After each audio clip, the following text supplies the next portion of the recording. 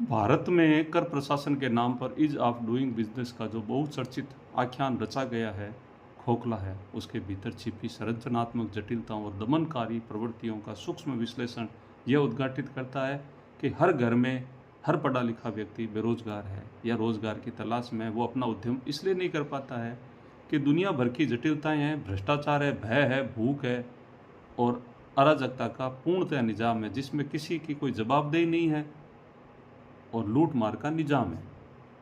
सरासर लूट मार का निजाम है। हाँ है।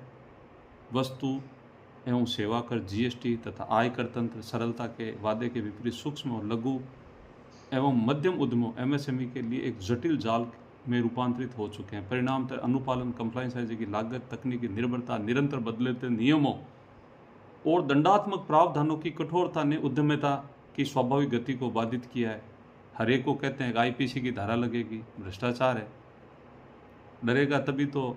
इसको फ्रांस की क्रांति में लेटर डिकेटेड का बहुत बड़ा योगदान था, जिसमें किसी व्यक्ति लेटर पहले से छपा हुआ रहता था, व्यक्ति का नाम उठाया, उसमें डाला, कोई किसी की जवाबदेही नहीं, उठाया, डाला और जेल में डाल दिया।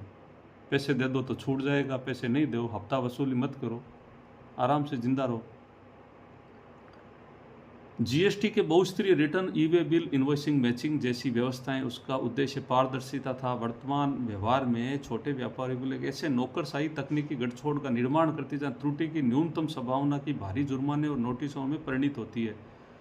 वहीं आयकर विभाग की विस्तृत स्क्रूटनी, सर्वे और सर्च की प्रवृत्तियां फैसले असेसमेंट के बावजूद करदाताओं को एक सतत असुरक्षा का बोध उत्पन्न करती है। इस संपूर्ण ढांचे में इज का अर्थ बड़े कॉरपोरेट घरानों के लिए नियामक लचीलापन और प्रोत्साहन हो जाता है, जबकि छोटे उद्यमों के लिए यह इज एक मिथक सिद्ध होता है, क्योंकि उसके पास न तो महंगे कंसंट्रेट रखने की क्षमता होती है, न ही जटिल डिजिटल प्रणालियों को निरंतर अद्यतन रखने का संसाधन। फलतः अनेक लघु इकाइयाँ या तो अनौपचारिक क्षेत्र में लौट जाती है या व्यवसाय समेटने में विवश होती है। इस प्रवृत्ति को प्रत्यक्ष रूप से रोजगार सृजन की प्रभावित करती है, क्योंकि भारत की अर्थव्यवस्था में रोजगार का सर्वाधिक सृजन इसी एमएसएमई द्वारा होता है।